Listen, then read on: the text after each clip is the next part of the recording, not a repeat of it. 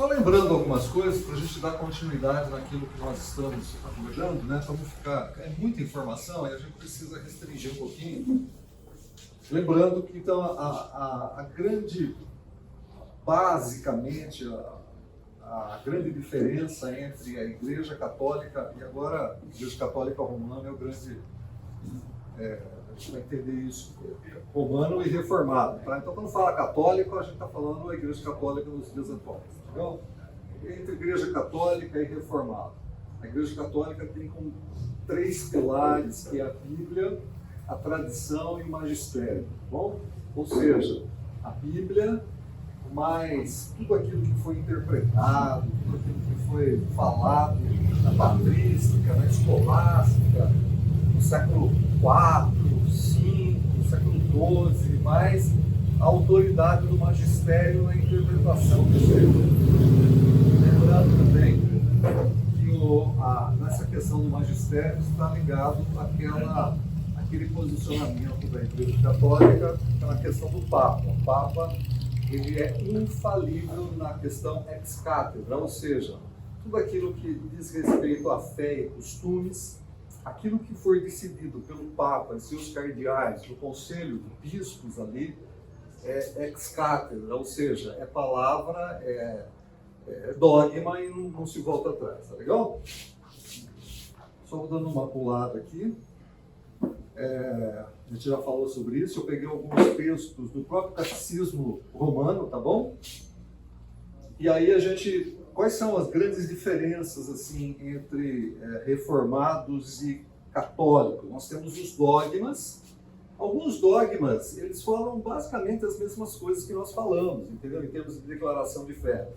Dogma sobre Deus, dogma sobre Jesus Cristo, sobre a criação do mundo, sobre o ser humano, mas tem alguns dogmas com os quais nós temos problemas.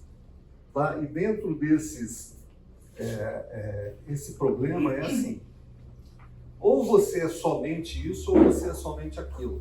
Não dá para a gente ficar com o pé num lugar e com o pé no outro. Não dá.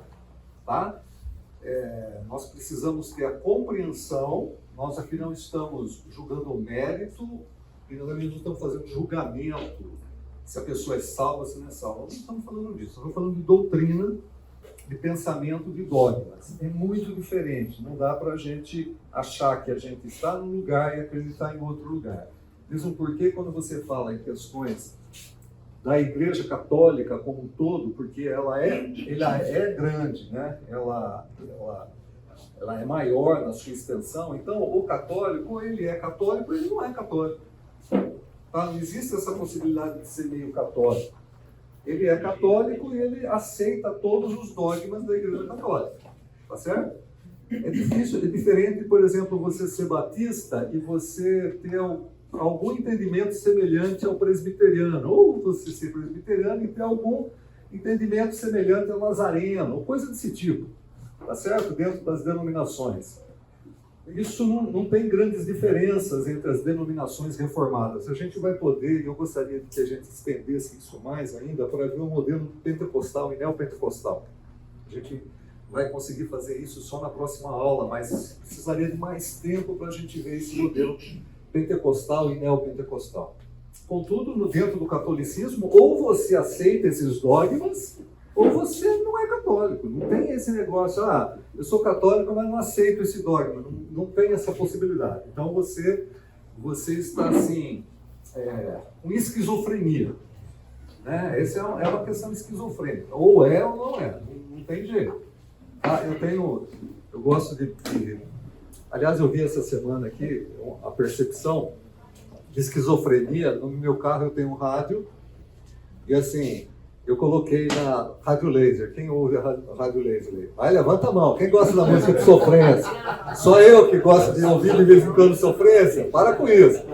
Pus lá na Laser para ouvir a sofrência. Só que ali, cara, é interessante porque de vez em quando entra a Laser e entra uma evangélica. Certo? Então tá ouvindo a batidora no chão e de repente tá ouvindo o Baruch, sabe? Entra junto, assim. Meu rádio é esquizofrênico nesse sentido. Então, de repente, está ouvindo aquela música de sofrência, tal, de repente, uma música evangélica, tal. O meu rádio dá para ser esquizofrênico, entendeu? Mas não dá para você ser dentro dessa... Oi? É híbrido. É híbrido. Não dá para ser híbrido dentro dessas questões. Você é católico, você tem que aceitar inteiramente os dogmas. E aqui a gente fala sobre dogmas também. Um dos grandes problemas, ou um dos maiores problemas, é o dogma mariano. Por quê? Ele começa sem base bíblica, certo? No sentido de a defesa de Jesus Cristo como completamente Deus e completamente homem. Essa não é a defesa de Jesus, mas a defesa da cristologia, o entendimento lá do século V. Jesus é completamente Deus e completamente homem, por isso vem a expressão mãe de Deus, dentro do concílio de Éfeso. Depois a gente vai encontrar no concílio de Latrão, vai subindo um pouco mais a argumentação a respeito de Maria. Bom, ela já não é somente mãe de Deus, agora ela é virgem perpétua, ou seja, ela teve o nascimento de Jesus, é um nascimento virginal, e depois ela continua virgem. No Papa Pio IX, em 1854, então vocês percebam aí que é mais de 1.200 anos depois, você tem mais uma graduação, ou seja, Maria nasceu sem pecado. Então percebam, primeiro mãe de Deus, depois virgindade perpétua de Maria, depois Maria nasceu sem pecado. Em 1950 tem uma declaração do Papa Pio XII, que aí já é dogma, passa a ser dogma, porque é infalível na questão ex-cátedra, de que Maria subiu aos céus. Tá? Ela subiu aos céus em corpo, ela não passou pela morte. Essa é uma questão complicada. E agora o Papa Francisco, no século XXI, está resistindo às outras duas declarações de ser corredentora e ser a rainha do céu. Bom, alguém aqui já citou, vocês podem assistir o filme Alto da Compadecida, tá? Tem mais um probleminha aqui com relação a esse dogma mariano. O fato de Maria ser mediadora, esse é um problema. Porque veja só uma declaração que eu tenho aqui com a autoridade do Vaticano, nesse segundo parágrafo. Por consequência, pode-se com toda verdade e rigor afirmar que, por divina disposição, nada pode ser comunicado do imenso tesouro da graça de Cristo. Sabe-se que a glória e a verdade vieram de Jesus, até aí está tudo bem, sendo por meio de Maria, de modo que, assim como ninguém pode se achegar ao Pai Supremo, senão por meio do Filho, assim também, ordinariamente, ninguém pode se achegar a Cristo, senão por meio de sua mãe. Percebem? Perceberam as questões aqui? Ou seja, dentro do dogma mariano, você ainda tem um problema de Maria ser medianeira. Alto da Compadecida fala muito disso. Tá? É o entendimento católico a respeito dessa questão. Então, Maria também tem uma questão de ser mediadora. Como é que eu chego até Jesus? Por meio da fé, pregação, fé, Jesus, eternidade. Não. Tem um conceito diferente aqui. Tá? Vamos lá. Eu estou passando, a gente já viu isso, tá bom? Então, agora nós temos também os dogmas dos sacramentos, né? A gente já viu o dogma mariano, o dogma do sacramento. A Igreja Católica trabalha com as questões dos 7 sacramentos: batismo, eucaristia, crisma, penitência, unção dos enfermos, ordem e matrimônio. A gente chegou a ver sobre essa questão de sacramento dentro do modelo católico e dentro do modelo reformado.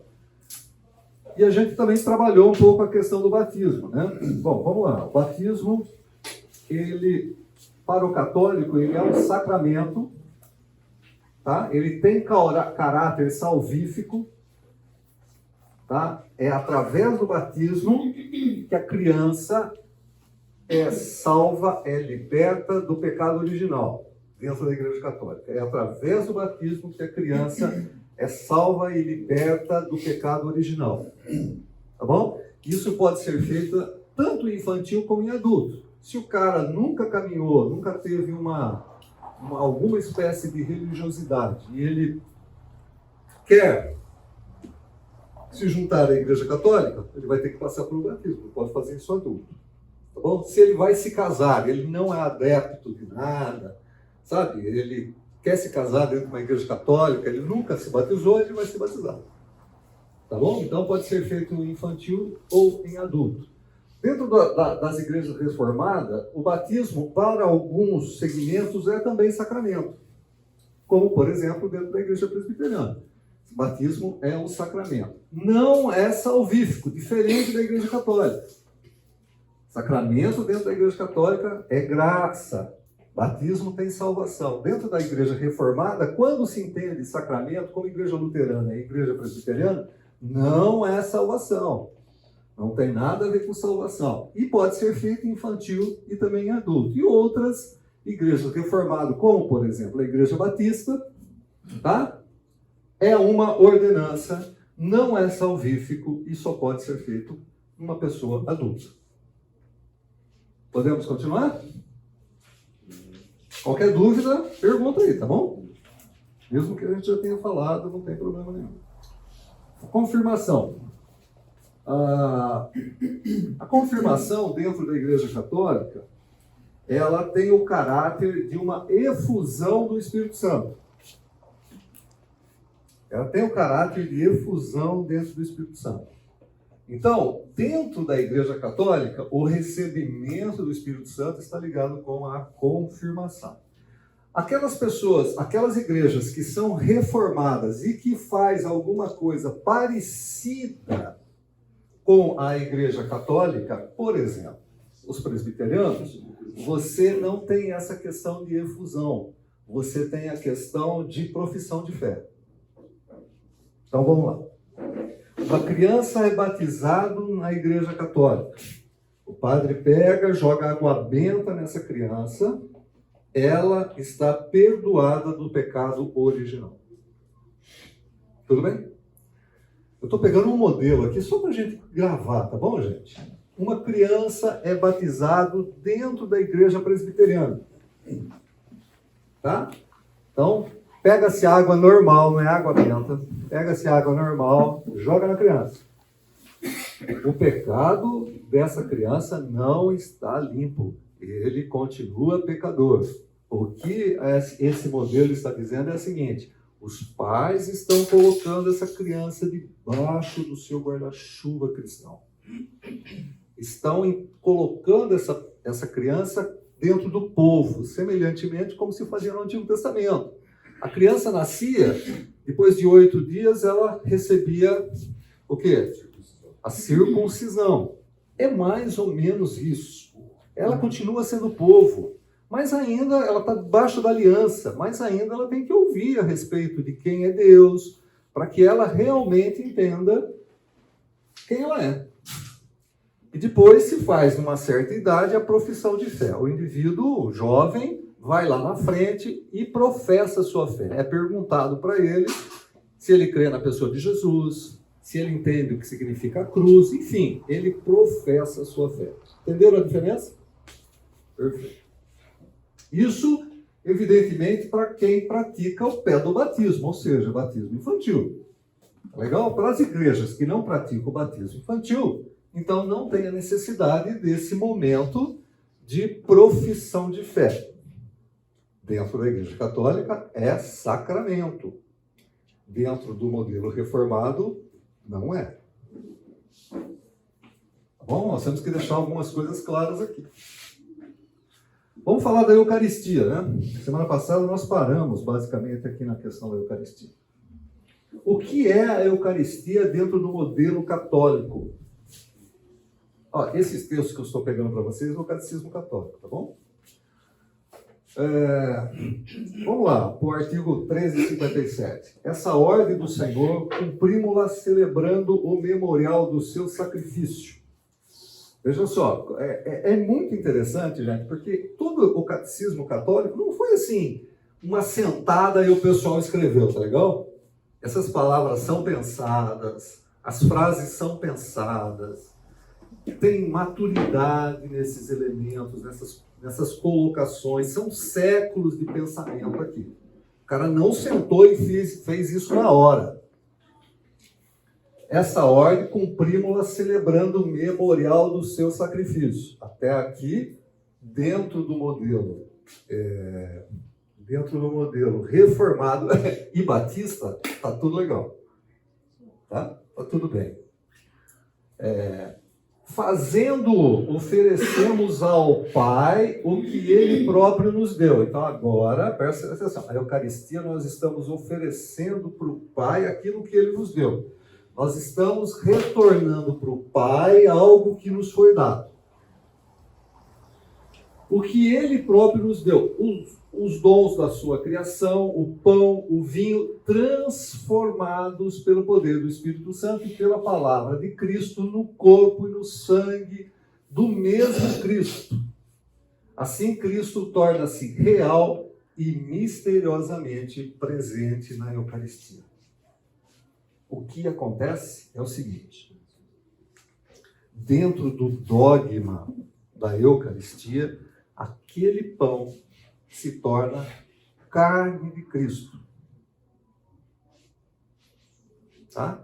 Quando o sacerdote, ele fala, isto é o meu corpo quebrado por vós, aquela hóstia que é trigo sem fermento, se torna sangue de Cristo. Eu sei que é confuso para nós, principalmente aqueles que vêm de berço reformado. Mas dentro do catolicismo aquilo é carne, gente. É carne. Não, é carne humana. Carne humana. O vinho é sangue humano, se tornou. Como se tornou? Misteriosamente, por uma ação do Espírito Santo, aquilo se tornou carne e se tornou sangue. De Jesus, né? De Jesus. Se tornou carne e sangue de Jesus. Tá? Então, quando uma pessoa está participando da Eucaristia, é um católico participando da Eucaristia, ele está achando que está participando em memória, participando de um memorial, ele está equivocado. Não é isso que a doutrina católica diz. A doutrina católica não afirma isso. De novo, se você é católico, você tem que aceitar o dogma. Está memorial, né? Memorial é na questão, porque tem uma referência. Fazer isso em memória de mim. O problema é que não está simplesmente no meu texto de 1 Coríntios 11, ou de Mateus, ou de Marcos. O problema está em João capítulo 6. Deixa eu ver se eu coloquei aqui para vocês. Que você falou que não é um memorial, e aí está dizendo que Não. Memorial no sentido que, como nós entendemos, por exemplo, aquilo é um memorial, uma lembrança. Eu estou fazendo isso em memória. Dentro do catolicismo romano é um memorial. Tá? Eles estão fazendo isso em memória também. Só que acontece alguma coisa ali naquele momento. Alguma coisa no momento é sacrificial. Então é um memorial e ao mesmo tempo acontece esse negócio. Acontece isso, tá legal? Por quê? Porque não tem como você não pode escapar do texto que fala fazer isso em memória de mim. Em compensação, você, para transformar isso em carne de Jesus e sangue de Jesus, você tem que agrupar outros textos. Tá? Textos na ceia, quando Jesus fala, esse é o meu corpo que é dado por vós. Não é simbólico isso? Essa coisa de ser carne e ser sangue? Não. Não é no sentido simbólico? Não, é real. No católico. O católico é real. Tem, É sacrifício. tem católicos que eles nem mordem a hóstia, porque ela é sagrada. Ou tem alguns que não recebem com a mão, só pela mão do padre, porque eles não são dignos de receber com a mão. Oi? Eu fiz catecismo, fiz primeira comunhão, bem antes de me converter. E isso era uma regra. Você, ao aceitar a hóstia, você tem que colocar a hóstia na língua e não podia morder. Você tem que deixar ela se dissolver. Totalmente. Por quê? Porque, como se tratava de uma transformação, você não poderia violentar aquela carne. Uhum. É isso aí, gente. Por isso que quando sobra a hóstia, certo? Você tem que guardar no Santíssimo ali, no lugar santo dos santos. que é o resto das hóstias que não foram distribuídas. Não é simbólico, é corpo e sangue. Não, mas qual que é o efeito do católico? Ou seja, qual dessa materialização? Né? Dois elementos que, né, pelo dogma católico, são materializados, né, para Cristo, sangue e corpo. Dentro desse dogma, que efeito isso traz para o católico? É o sacramento. Como assim? Efeito para o católico? Você Porque assim, deixa eu fazer um contraponto. Para nós é um memorial. A gente memória, não tem materialização. Não tem. A gente faz pelo sacrifício. Isso para a gente é um memorial, é um efeito da celebração cristã reformada. Para eles é materializado. Tem algum efeito? Isso torna eles mais santos? Não. Um processo de santificação? Existe Não tem esse processo. Tem o processo da crença do que é aquilo. Simples. O processo de crença do que é aquilo. Agora, vejam bem.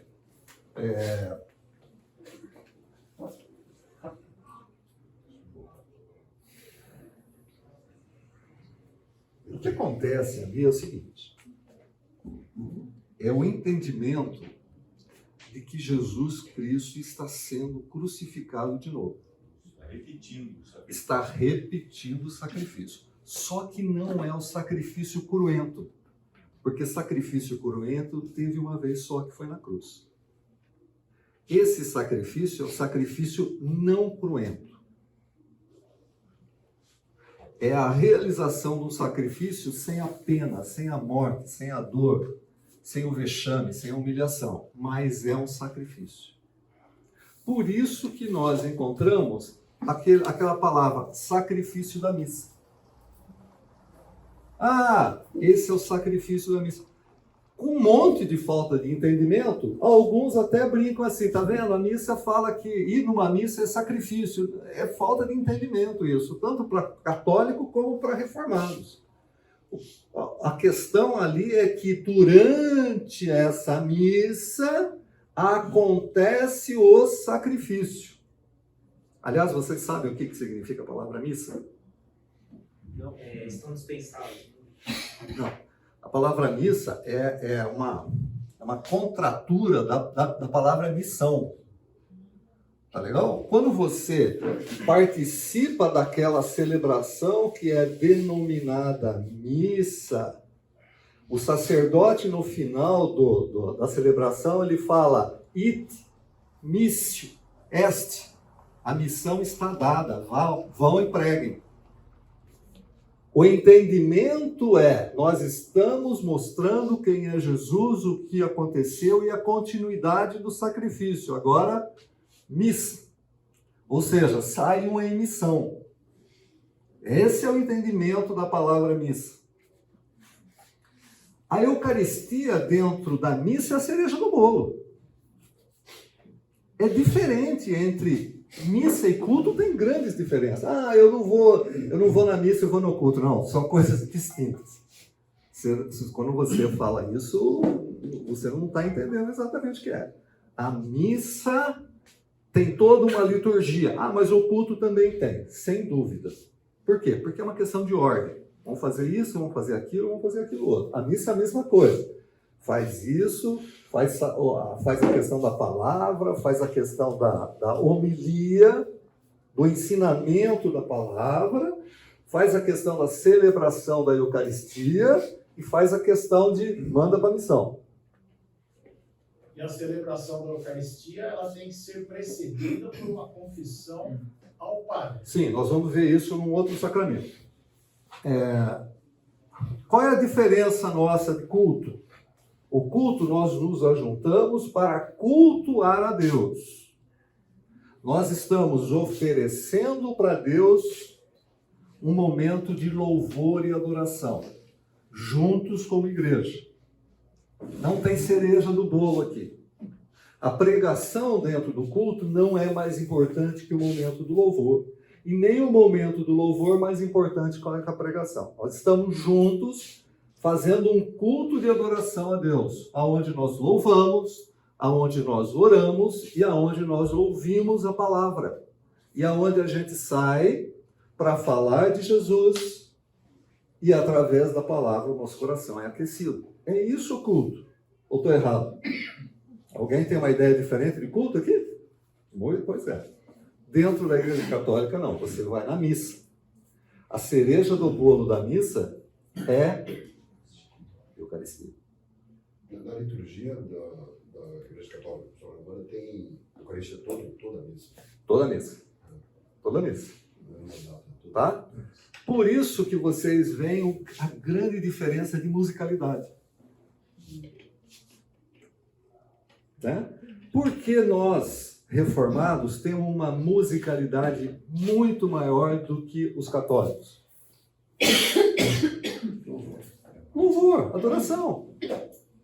Né? Quando você vai dentro de uma igreja católica, eu não estou dizendo que não tem gente entendida de música, correto, não estou dizendo nada disso, mas não é a ênfase.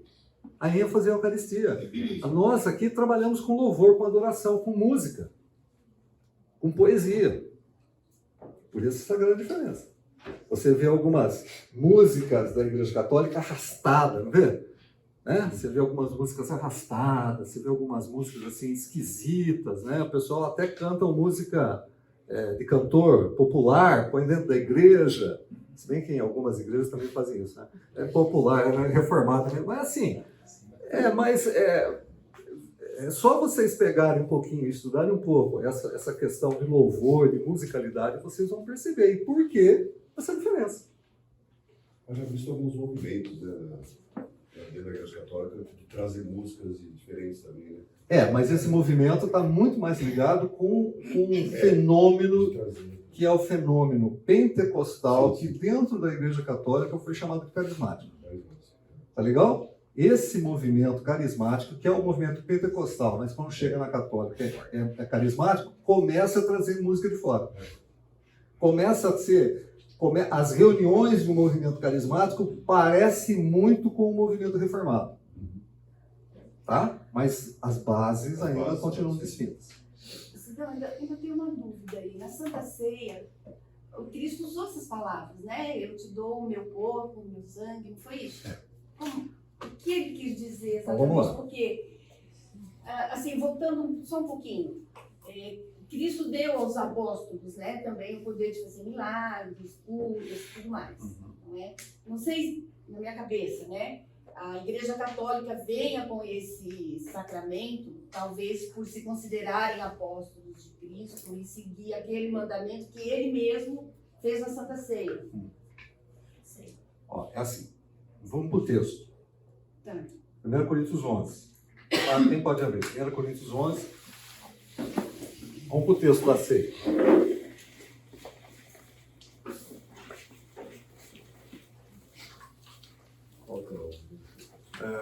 Estou sem minha Bíblia aqui.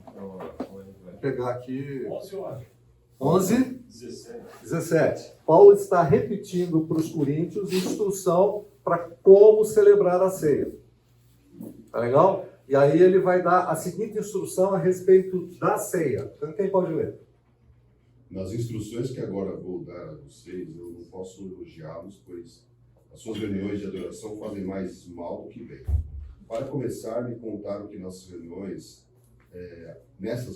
há grupos de pessoas que estão brigando, e eu creio que em parte isso é verdade. Não há dúvida de que é preciso haver divisões entre vocês para identificar que são os que estão certos. Quem são os que estão certos? Quando vocês se reúnem, não é a ceia do Senhor que vocês comem, pois na hora de comer, cada um trata de tomar a sua própria refeição. E assim, enquanto uns ficam com fome, outros chegam até a ficar bêbados. Por acaso vocês não têm as suas próprias casas onde podem comer e beber? Ou será que preferem desprezar a igreja de Deus e envergonhar os que são pobres? O que é que vocês esperam que eu lhes diga? Querem que os elogie? É claro que não vou elogiá-los, porque eu recebi do Senhor este ensinamento e passei para vocês. Que o Senhor Jesus... Peraí. O que estava acontecendo em Corinto? Eles estavam celebrando a ceia, e naquela época a ceia é diferente do que nós fazemos hoje. Eles se reuniam para comer e beber. E naquele momento eles relembravam a morte, o sacrifício do Senhor Jesus. Era assim que acontecia. Só que a coisa começou a sair do controle. Certo? Os caras comiam demais, bebiam demais, ficavam bêbados, não esperavam os outros chegarem. Então a gente começa aqui, mas cadê o resto da igreja? Não chegou, então vamos comer Então ficou uma bagunça. Vamos comer, vamos beber, aquilo ficou uma baderna. Aí Paulo fica sabendo disso e fala assim, Rogério, o negócio é o seguinte, dentro da 1 Coríntios, dentro da primeira carta aos Coríntios, isso é um problema, entre outros. Ele escreve e fala assim, ó, é uma bagunça isso daí. Então vamos ordenar esse troço aqui. Aí ele começa a dar instrução de como fazer a ceia. Então, porque eu recebi do Senhor esse ensinamento que passei para vocês, que o Senhor Jesus, na noite em que foi traído, pegou o pão e deu graças a Deus, depois partiu o pão e disse, isto é o meu corpo que é entregue em favor de vocês, façam isto em memória de mim. Assim também, depois do jantar, ele pegou o cálice e disse, este cálice é a nova aliança feita por Deus com o seu povo, aliança que é garantida pelo meu sangue. Cada vez que vocês beberem deste cálice, façam isso em memória de mim. De maneira que cada vez que vocês comem deste pão e bebem deste cálice, estão anunciando a morte do Senhor até que ele venha. Por isso, aquele que comer do pão do Senhor ou beber do seu cálice, de modo que ofenda a honra do Senhor, estará pecando contra o corpo e o sangue do Senhor. Portanto, que cada um examine a sua consciência e então coma do pão e beba do cálice. Ok, obrigado, cara. O que o texto está dizendo aí? Que Jesus, quando partiu o pão, ele disse, esse é meu corpo, que é dado por vocês. A interpretação desse negócio que é um problema. Tá? A interpretação é um problema. Por quê?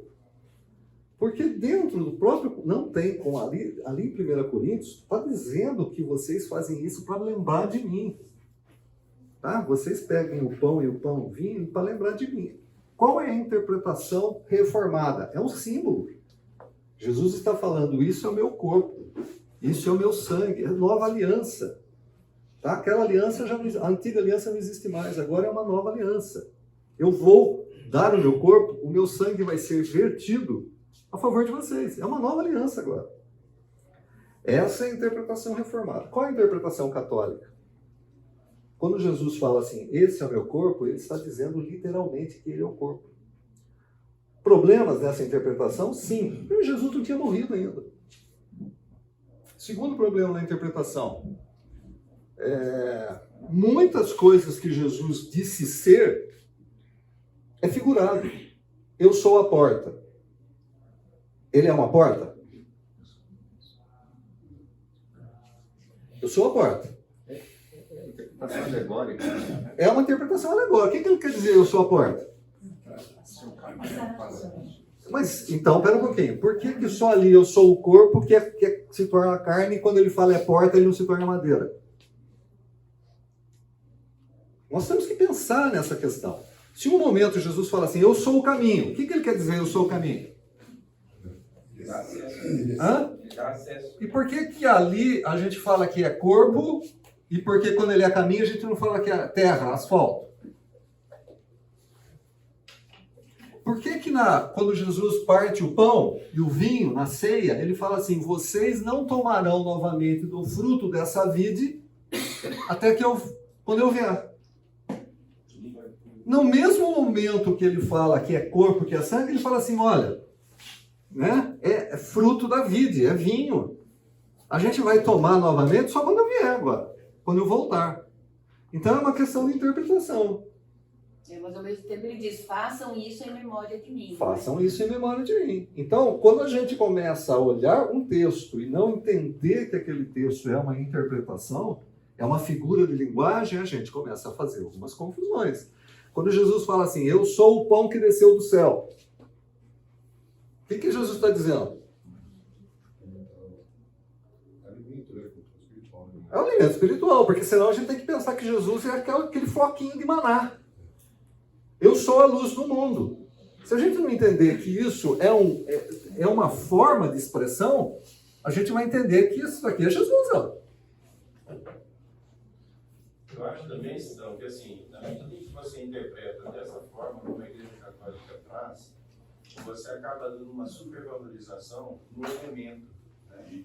Então você começa a ter problema em relação ao que é o elemento e qual é o valor dele, que na nossa visão é um memorial, mas o ator principal é Cristo. E quando você considera que aquilo lá se transforma no corpo de Cristo, talvez esse elemento assuma um lugar que não lhe é próprio. Verdade. Também, ainda que se alegue que é um sacrifício sem sofrimento, de uma certa forma, eu estou falando, aquele sacrifício não foi totalmente suficiente. Tem um versículo literal, né? De uma vez por todas. Uma De vez uma por vez todas. só. Uma vez só. Então aí eu começo a colocar penduricários. É eu estar presente para, ou na ceia, ou na hóstia, seja lá o que for, ou a Maria que tem que dar uma mãozinha, porque também não.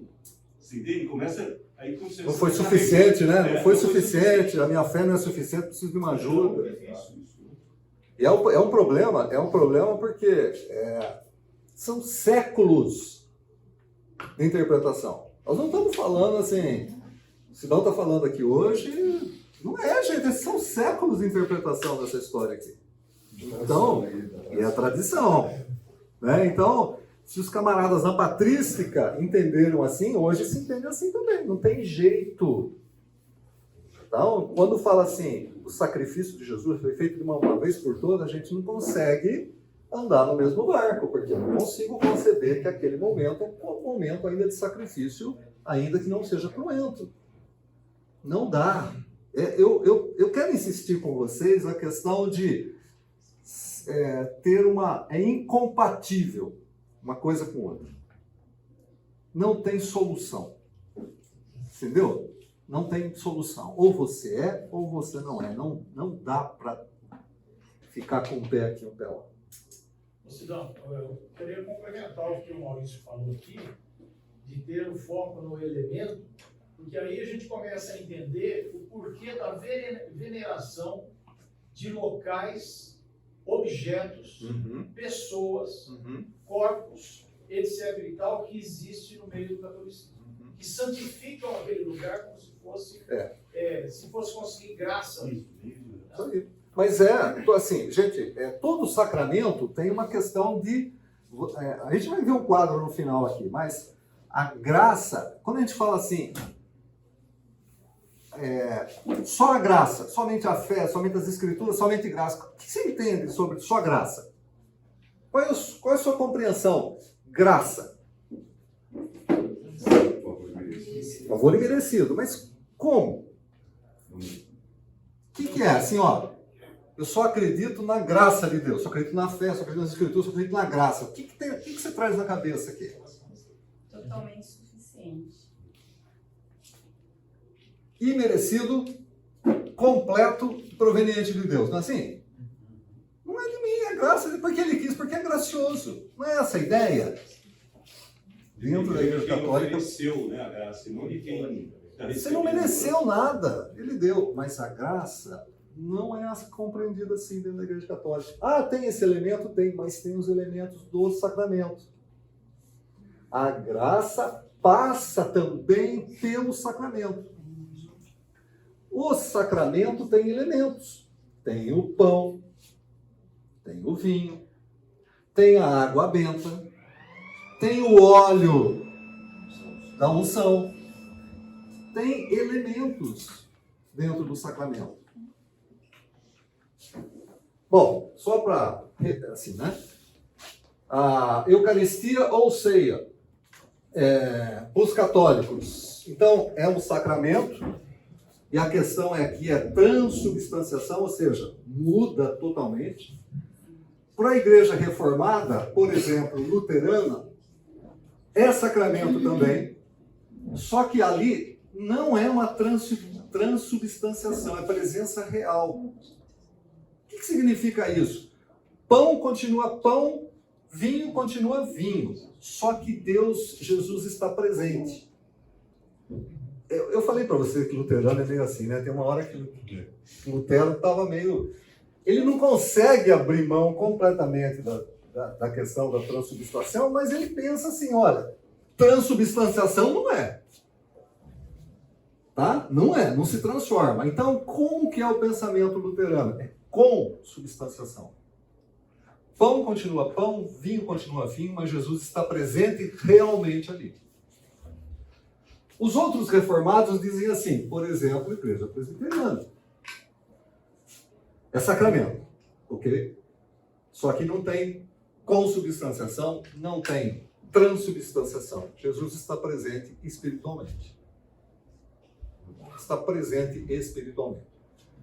Batistas, não é sacramento, não é transubstanciação, não é presença real, não é presença espiritual, é memorial. Isso não significa que a gente deve sair sambando, certo? Nesse momento a gente não sai sambando, batucando. O que a gente faz? Respeito, porque a gente está fazendo o quê? Em memória. Memória. Jesus está presente realmente? Sim, mas ele está presente realmente aqui. Ele está presente realmente no louvor, está realmente presente na questão espiritual. Ele está presente na nossa vida. Inclusive fora da igreja. Inclusive fora da igreja. Principalmente fora da igreja. Tá? Jesus está presente. Então, a Eucaristia ligada à ideia do sacrifício contínuo. O sacrifício da missa a gente já viu, it missa est, e a missa diferente de culto. E o texto em questão é João capítulo 6, 53, 56, que fala, onde Jesus fala, quem não comer do meu corpo não vai ser digno de mim, quem não beber do meu sangue não vai ser digno de mim. Confissão é um dogma, também conhecido como penitência, conversão, perdão, reconciliação. Tá bom? Pode se chamar assim. Por quê? Porque quando você confessa, tem uma penitência, a conversão é você está indo por um caminho, confessa e volta. O perdão é porque você confessou, você recebe o perdão. E reconciliação é porque você estava à distância e se reconciliou. Então está dentro desse escopo de confissão. Se você pegar o catecismo da Igreja Católica, você vai ver por que é isso, por que é aquilo, tá bom? A gente está resumindo, porque não dá tempo. Então a gente tem que pegar muita coisa aqui. Então vamos lá. Olha esse artigo 1434. A penitência interior do cristão pode ter expressão muito variada. A Escritura e os padres insistem, padres aqui não é padre como se conhece, é pais da igreja. Tá bom? Insistem sobretudo em 3 formas: jejum, oração e esmola, que exprimem a conversão em relação a si mesmo, a Deus e aos outros. Gente, a questão dessa confissão, muito texto que a Igreja Católica vai pegar é Tiago, capítulo 5. Tá bom? Confessar os pecados uns aos outros. Então, a questão aqui é o seguinte: isso pode ser um sacramento? Pode ser um sacramento? Essa é a pergunta que a gente tem que fazer. Pode ser um sacramento? Dentro da Igreja Católica, o bispo, ou sacerdote, ou padre, que no caso também é o diácono, tá? Ele tem a autoridade dada pela Igreja Católica para sancionar o perdão.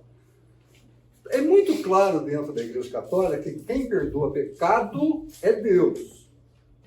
Tá bom? Não tem essa questão de que o padre perdoa pecado. A Igreja Católica tem quem perdoa pecado é Deus, está dentro da confissão deles. O problema é que você faz um mecanismo para que o padre ele sancione o perdão e mediante a acusação ou mediante a sua confissão, ele coloca algumas penitências para você. O reformado diz, gente, não tem isso. Se eu tiver pecado, 1 João capítulo 1, versículo 9, eu vou lá e confesso o meu pecado para Deus, porque as Escrituras dizem o quê? Se confessardes os vossos pecados, ele é fiel e justo para perdoar os seus pecados e purificar você de toda injustiça. Quem faz isso? Deus. Quando eu faço em nome de Jesus, o Pai me perdoa. Então, por que é que eu preciso de penitência? Agora, a penitência, ela varia. Varia de que forma? Depende do teu pecado. Depende do tamanho do seu pecado. Por quê? Porque existe dentro da concepção católica o pagamento. É necessário haver um pagamento histórico, geral. Assim, dentro da história, é necessário você passar por uma penitência para... Merecer. Talvez seja essa palavra. E aí você complica a graça. Entendeu? Aí você complica a graça. Porque se é gratuito, eu não posso ter merecimento. Então, dependendo do número de pecado, do pecado cometido, você tem, sim, que fazer aquilo que o sacerdote mandou você fazer. Ok? E isso eu acho que vocês que são católicos, ou como eu fui católico, vocês lembram do ato de contrição. Depois de confessar, você tem que declarar o seu ato de contrição. De uma certa maneira, o ato de contrição, assim, eu estou dizendo na presença do sacerdote que eu não vou mais pecar contra Deus. Basicamente é isso. Mas tem uma formulazinha. Ficou claro isso? Assim como o questionamento é assim, gente, por que é que eu preciso rezar tantos Pai Nosso e tantas Ave Marias para ter penitência assegurada? Se eu faço isso mecanicamente, sem o entendimento do que significa aquela oração, tanto da Ave Maria como do Pai Nosso, e eu aqui estou complicando a questão da graça. Bom, vamos lá. Outro probleminha aqui. Dentro dessa questão de pecado e confissão. Tem pecado que é venial e pecado que é mortal. Pecado venial, ato que não separa o homem totalmente de Deus, mas que fere a comunhão. Pecado mortal, ato que atenta gravemente contra o amor de Deus e separa pelo pleno conhecimento e pleno consentimento. Entenderam a diferença? Para você, o que é pecado? Pecadinho, pecadão. Tem pecadinho e tem pecadão. Tem pecadinho e tem pecadão. Tem pecado venial e tem pecado mortal. O que é pecado venial? Essas bobagenzinhas que a gente faz todo dia. É pecado venial, é isso mesmo. Essas bobagens que você faz no dia a dia é pecado venial. O que é um pecado mortal? Pecado mortal atenta gravemente contra o amor de Deus e passa pelo conhecimento e pleno consentimento. Eu tenho consciência do que eu vou fazer. Eu olho para as Escrituras e falo assim, Deus fala para não fazer, mas eu consinto a mim mesmo em fazê-lo. Isso é pecado mortal. Já ouviram crime premeditado? Pecado premeditado é pecado mortal. Eu penso em fazer, tenho conhecimento do que eu vou fazer, olho para as Escrituras e falo assim, Deus fala para não fazer, mas eu falo assim, vou fazer mesmo assim. Por quê? Livre-arbítrio. Voltamos nós à questão do livre-arbítrio da Igreja Católica. Você tem livre-arbítrio para decidir seguir a Jesus e decidir não seguir a Jesus. A sua salvação não é garantida. Se você decidir conscientemente em cometer pecado mortal, babau. O salmista diz, né, sobre pecado intencional, né? E a oração dele é: livra-me de grande transgressão. É aquele pecado que você às vezes até planeja. É uma coisa com uma intenção, né? Com uma objetividade. O nosso caso clássico é Davi, né, gente? Falar que Davi com Betseba, ele não planejou, não arquitetou, não pensou e matou até o marido dela e bobagem.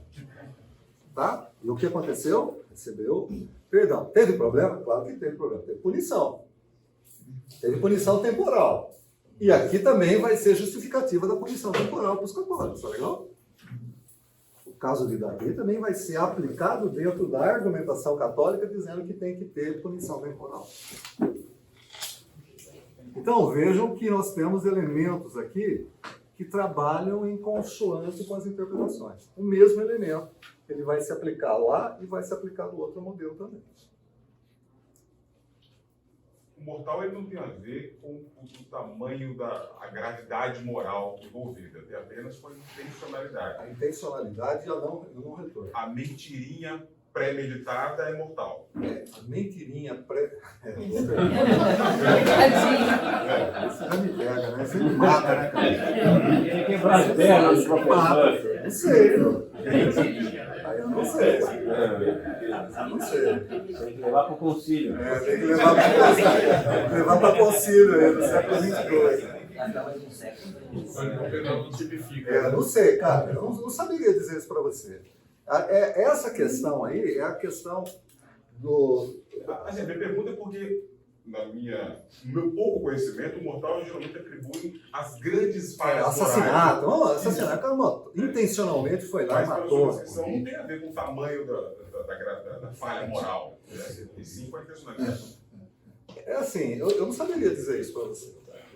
Mas o problema está no modelo da consciência, no modelo do... Talvez até uma mentirinha, sei lá se é desse tamanho essa mentira, conhecimento e o consentimento. E a penitência depende também de quem ouviu a confissão. Depende de quem ouviu a confissão. Ele vai mensurar conforme o entendimento. Isso também. Mensurado conforme o entendimento. Não tem a ver com aqueles 7 pecados capitais? Os 7 pecados capitais basicamente são os 10 mandamentos. Tá? Não os 7 pecados capitais. Então, quando você olhar o catecismo, você vai ver 10 mandamentos. Um dia a gente poderia estudar sobre os 7 pecados capitais e as 7 virtudes cardinais. Esse seria um tema interessante. Gente, então, aqui nós precisamos entrar num outro nó, que é o purgatório. Tá? Outro nó que é o purgatório. Veja que está tudo ligado com a confissão, tá? Muito bem, então vamos lá.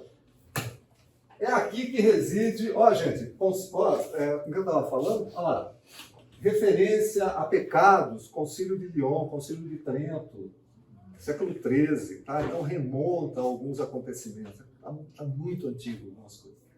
Purgatório. Aqui, o purgatório, é um lugar teológico. Significa a graciosa possibilidade que Deus concede ao homem de poder e dever na morte amadurecimento radicalmente. Purgatório é esse processo doloroso com todos os processos de ascensão e educação, no qual o homem, na morte, atualiza todas as suas possibilidades e purifica-se. Daí o termo purgar.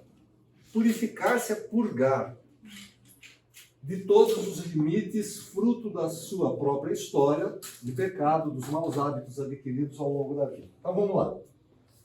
Se o cara cometeu um pecado e não se arrepender, ele vai para o céu, ele vai para o inferno. O cara cometeu um pecado mortal por uma decisão consciente e não se arrepender, ele perdeu a salvação, vai para o inferno. Bom, se o cara cometeu um pecado venial e não se arrependeu, ele tem um espaço no purgatório. A crítica que nós, reformados, recebemos é que a gente entra no céu, a gente pensa que entra no céu disfarçado. Por quê? Porque a gente diz que os nossos pecados estão cobertos pelo sangue. Então a crítica ao nosso posicionamento é assim: o evangélico acha que ele entra no céu disfarçado, como se ele tivesse um manto de sangue. E Deus não aceita isso. Deus quer que, ainda que você tenha pecado, você passe por um espaço teológico que se chama purgatório. É ali que vai ser purgado os seus pecados. Por quê? Sem santidade ninguém verá a Deus.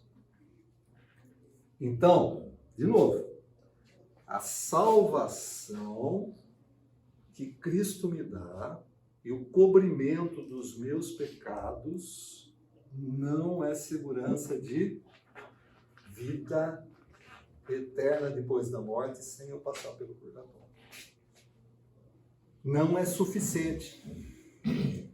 Então não é que o sacrifício de Jesus é suficiente, não, é insuficiente. Por quê? Porque você tem que passar pelo purgatório. Deus, tudo bem, vai salvar você, mas, cara, você cometeu tanta coisinha aí que você precisa passar pelo purgatório.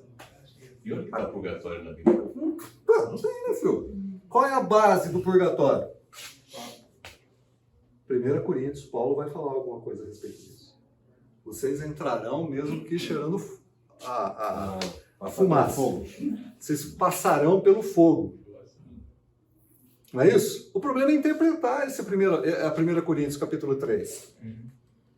Quando você interpreta, vocês entram, mas tem que passar pelo fogo, aí vai assim, cara, então tem um purgatório, tem um fogo lá. Quando você interpreta dizendo assim, ó, vai passar, mas vai passar por um triz, porque as suas obras vão ser queimadas. As suas obras vão ser testadas. O que Paulo está falando ali? Ele está falando daquilo que o cara edifica sobre o fundamento. O fundamento é único, Jesus Cristo. O que você edifica nesse fundamento, se é pedra preciosa, palho, feno, o que vai acontecer no dia do juízo? Essas obras vão ser testadas pelo fogo da santidade de Deus. Fala assim, cara, não serviu para nada isso para você. Ó, tá tudo queimado. Mas qual é o fundamento? Jesus, o texto não fala que eu vou passar por um espaço de tempo onde eu vou purgar os meus pecados veniais. Não, desculpa, mas não fala isso. O texto fala de obras. Não tem a ver com as consequências do pecado. Você até citou a questão de Davi, né? Que Deus o perdoou, mas não livrou das consequências do pecado dele aqui na terra, ok? Então, se você morre e ainda tem pecados cujas consequências você ainda não sofreu, é para o purgatório, é lá. Segundo a Igreja Católica, sim. Isso. Mas segundo a fé reformada, cara... Não. Estou tentando passar para você a lógica. A lógica, não! Gente, eu não estou discutindo que não tem lógica dentro do pensamento católico. O pensamento católico tem 2000 anos. Você tem que ler ali o catecismo para você entender que tem lógica. Não é alguma coisa... Eles têm uma lógica, e a lógica tem muito da tradição. É o pensamento que vem acumulando o pensamento que vai argumentando outro pensamento. É claro que isso que você falou tem pura lógica, mas dentro do quê? Do catolicismo, com a interpretação, pegando o texto bíblico, passando pela interpretação tradicional, ou seja, pais da igreja, sancionada pelo bispo, pelo Papa. Davi, por exemplo, passou por um purgatório, mas em vida, né? Digamos assim. Ele purgou os seus pecados. Não. Não tem purgatório ali, tem consequência. Usando essa palavra, ele sofre as consequências. Ele sofre por causa das consequências. Gente, todos nós... Porque é assim, o purgatório como um lugar, um espaço, depois da morte. É um espaço depois da morte que a gente não sabe como é que é. Quanto tempo? Aonde? E que dá para acelerar? Dá para acelerar? Dá. Dá para acelerar. Por isso que você ora pelos mortos. Quando que é? Quando a indulgência naquela época da reforma era pagar. Lembra que o pessoal joga dinheiro aqui que os caras vão sair lá do purgatório. Hoje você pode orar pelos mortos. Tá? Quando você ora pelos mortos, quem é aquele que já está na presença de Deus? Mas aí eles deram um salto gigantesco, dizer que isso é um lugar depois da morte. Não tem texto bíblico nenhum. E a pergunta fica assim. Para sofrer as consequências, sofreu. Davi sofreu, tantos outros sofreram. Tem alguns livros na Bíblia Católica. Só um pouquinho. Aonde está na Bíblia que o morto pode fazer alguma coisa para se purificar? É isso aí. Pessoal, mas o ponto, olha só, se a gente partir da Bíblia e tentar responder as questões católicas, a gente não vai conseguir, porque no catolicismo são 3 pilares, como o Sidão já colocou. Isso, não adianta. Bíblia, tradição e é o outro pilar. Por exemplo, ele está citando aqui o fato de que você lá em Macabeus, capítulo 12, se não me engano, Macabeus e Enoque, se não me engano, capítulo 12, diz que é salutar orar pelos mortos.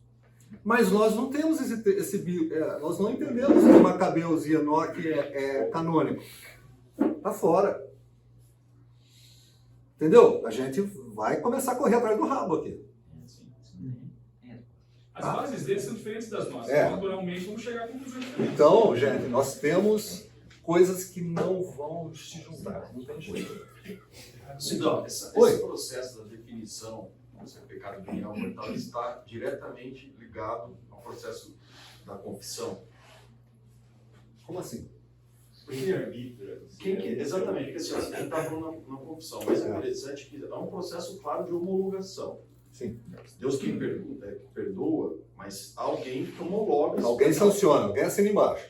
Se alguém homologa, vai ter um julgamento, vai ter uma base, vai dizer, olha, você vem aqui, você apresentou o teu pecado, ele é XYZ, reza tal quantidade, tá bem. É nesse momento que é essa definição, porque... É o sacerdote que define. Que é um nível de protagonismo absurdo. Mas você não pode esquecer que o nível de protagonismo está no fato de que tem autoridade apostólica. Não, perfeito. Tá? Quando você, é claro que você não é o Papa, mas quando você é padre, você está caminhando dentro do apostolado. Então você tem autoridade apostólica. É claro que você não está lá na infalibilidade, mas você está caminhando. Você vai ser bispo, vai ser arcebispo, vai ser cardeal e pode ser papa. Então você está dentro disso. É autoridade, sim. Vou só pegar um gancho aqui. Eu acho que a reforma jogou fora a criança com a água suja. Esse negócio de confessar os pecados uns aos outros, a gente não tem mais a prática de fazer isso. E eu, assim, de maneira geral. Certo? E quando o Tiago está dizendo isso, eu não posso mais... A gente perdeu isso, entendeu? A gente é tão contrário que a gente jogou tudo fora. Jogou água suja, jogou a criança. Estou fazendo uma referência aos banhos lá da Idade Média. Tá? É salutar. Eu estar com o meu irmão e falar assim, cara, eu estou com um problema, preciso que você olhe por mim. Qual é o teu problema? O problema é assim, preciso de ajuda. Salutar. É bom. O problema é com quem você vai falar, quando você vai falar e o que você vai falar. Mas, de uma maneira geral, a gente jogou fora esse processo. Né? Alguém aqui confessa com o irmão um pecado cometido? Não, nós temos um grupo pequeno, discipulado, que a gente Então, é uma prática saudável para a nossa espiritualidade. homens, né? Saudável para a nossa espiritualidade. É óbvio, né, gente? Homem com homem, mulher com mulher, senão vira jacaré, essas coisas todas. Mas, ó, gente, de uma maneira geral, estou dizendo de uma maneira geral, tá bom? A gente falou assim, isso daqui não é católico, então pena. E a gente acabou. Bom, vamos lá. A unção dos enfermos é um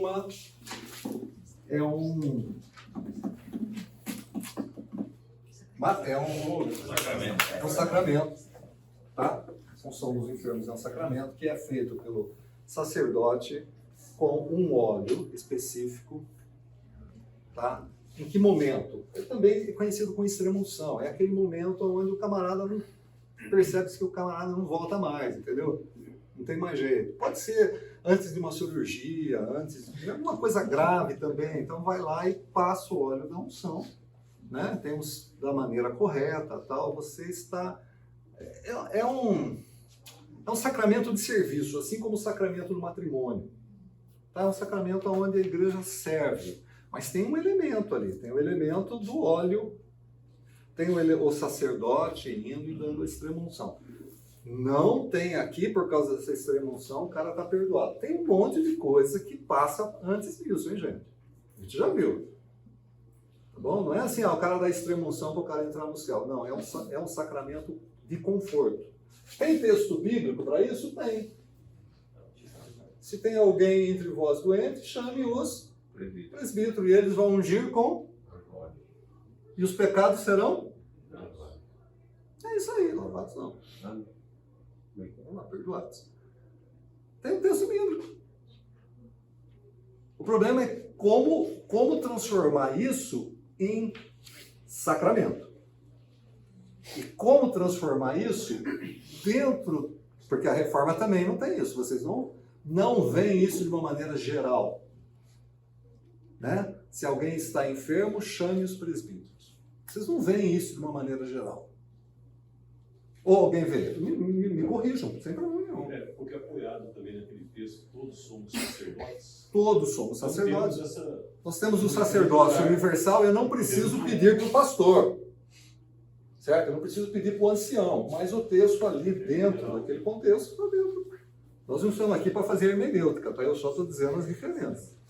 Hermenêutica é numa outra oportunidade. Então tá, o São dos Infernos. Outro. Opa.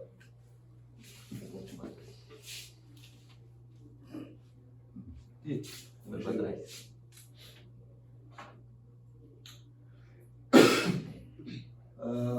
Aqui, né? Eu citei, Tiago capítulo 5.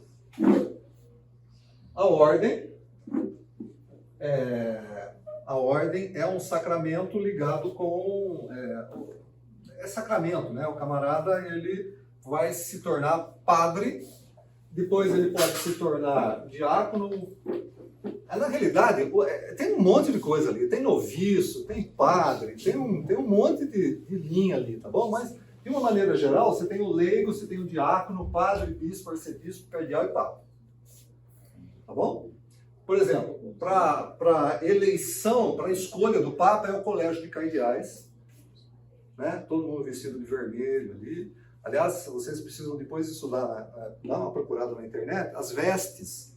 É muito interessante esse negócio das vestes, as cores, né? Tem verde, tem vermelho, tem rosa, tem branco, tem roxo, tem preto, tá? Tá dentro do ano litúrgico. E, por exemplo, o Papa ele passa pelo colégio dos cardeais e teólogos. Às vezes ele convida teólogos, né, para participar dentro do colégio de cardeais para a escolha do Papa. Matrimônio. Matrimônio, como sacramento, está ligado com o século XIII, século XV, século XVI. Essa questão do matrimônio é interessante, né?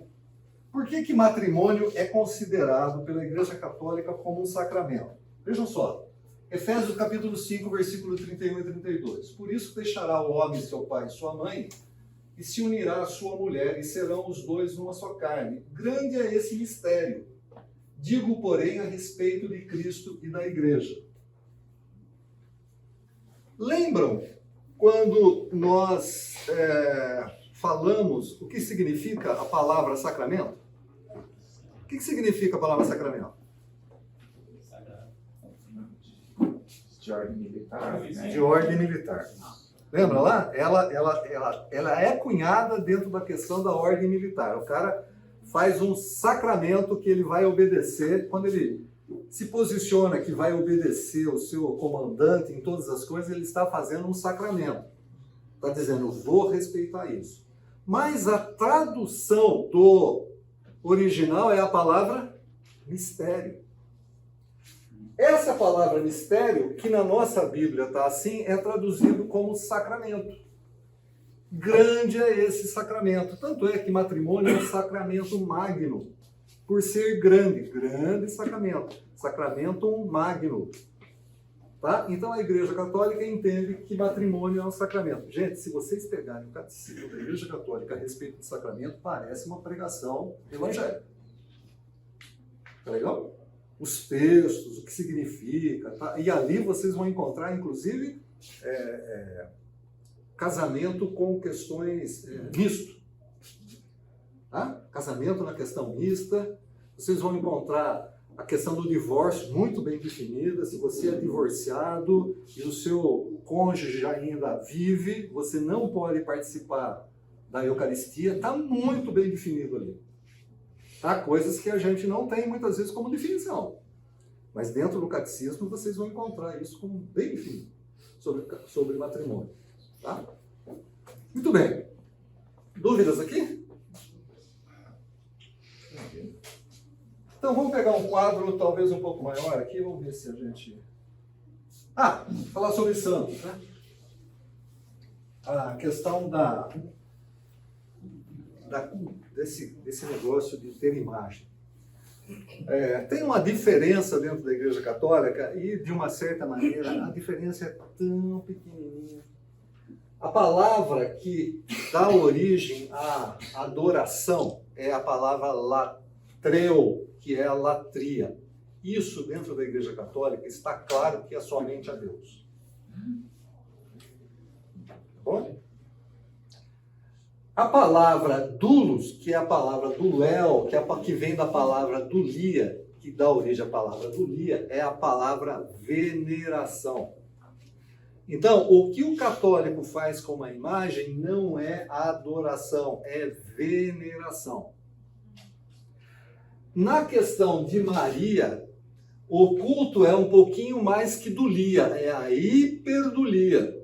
Porque a gente já viu todas as questões relacionadas com Maria. É muito grave. Então, aqui é um culto hiperdulia. Gente, é muito estreito essa diferença entre veneração e adoração. Tá? Eu acho, meu pensamento, acho que Deus não proibiria isso no seu povo de fazer imagem exatamente por causa dessa diferença aqui. É muito pequeno. Quando você ora, quando você pede, quando você se ajoelha, é muito pequeno e não tem como o cara distinguir isso entre veneração e adoração. Veja no caso de Maria, que é hiperdulia. Não é nem veneração, não é nem adoração. É algo que... Pô, cara, como é que você faz isso? Como é que acontece isso no dia a dia? Com um povo inculto, místico, refém de toda a teologia, sem entendimento de escritura. Como é que você faz isso? É óbvio que tem essa mistura. É óbvio que você conduz aquelas pessoas a adorar. É óbvio. Mas dentro da teologia, dentro do conceito, não é latria, é dulia. Bom, a reforma aboliu isso, né? A reforma, de uma certa maneira, não... Então vamos lá, gente. Para resumir. Somente as escrituras. Do lado direito, do seu lado esquerdo, você vai ter pensamento reformado. Do seu lado direito, você vai ter o pensamento católico. Pensamento reformado. Somente as escrituras. Pensamento católico. Escritura, com os livros que eles entendem, mais tradição e mais a infalibilidade do Papa na questão do magistério. Reformados, somente a fé. A questão da Igreja Católica é fé encarnada no amor. Isso é um discurso do Papa Emérito Bento XVI, onde esse conceito de fé e obras está muito relacionado e ligado dentro da Igreja Católica.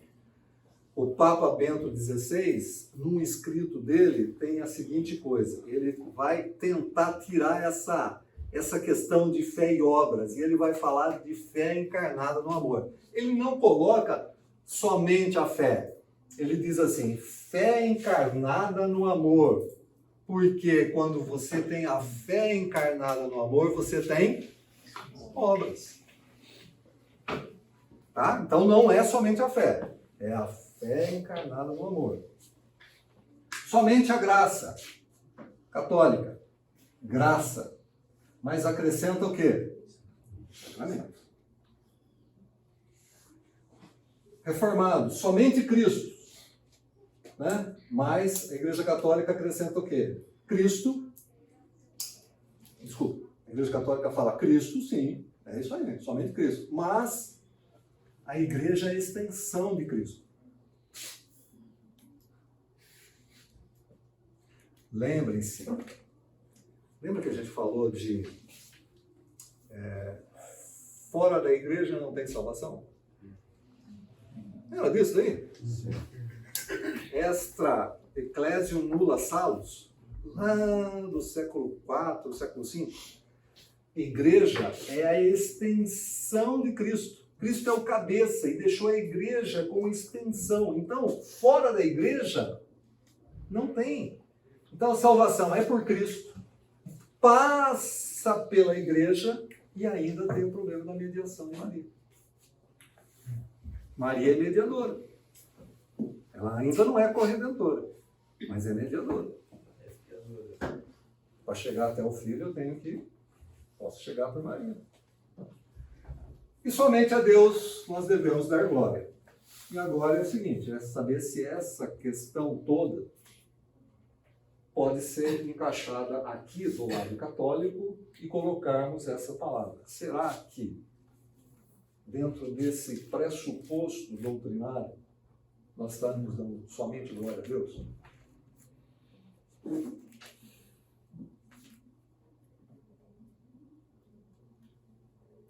Não entendi a pergunta. A pergunta é que quando os reformados colocaram somente Escritura, somente fé, somente graça, somente Cristo, somente a Deus devemos dar glória. Esse é o pressuposto reformado. Quando a Igreja Católica passa por esses outros pressupostos aqui, a pergunta fica assim, será que a Igreja no catolicismo, será que a Igreja Católica pode falar que somente a Deus deve ser dada glória? Porque tem um monte de né? Tem um monte de coisa que você tira Deus do controle, né? Você está glorificando algumas coisas, está dando espaço que pertence única e exclusivamente ao Filho, a Cristo, para outras pessoas, né? Você está dando espaço para algumas coisas. Será que você está glorificando realmente somente a Deus? São mais uns 4 séculos aí. Isso aqui vai longe, né? Isso aqui, na minha ótica, não tem como conciliar, porque se conciliar não tem como conciliar, né? Como é que você vai fazer isso? Ok, gente? Essa é a história. A semana que vem nós vamos ver um pouco sobre pentecostalismo e neopentecostalismo. Tá bom? Nós estamos vendo aqui... desculpa, pentecostalismo é século XX já, tá bom? Nós estamos tratando aqui de 20 séculos. Né? Século 1906, 1910, neopentecostalismo, 1970 e 80 é neopentecostalismo. É história recente nossa. Tá? Mas essa questão de igreja reformada e igreja católica é muito extensa. A gente precisaria até mais tempo. Estamos tentando acelerar e comprimir o processo aqui.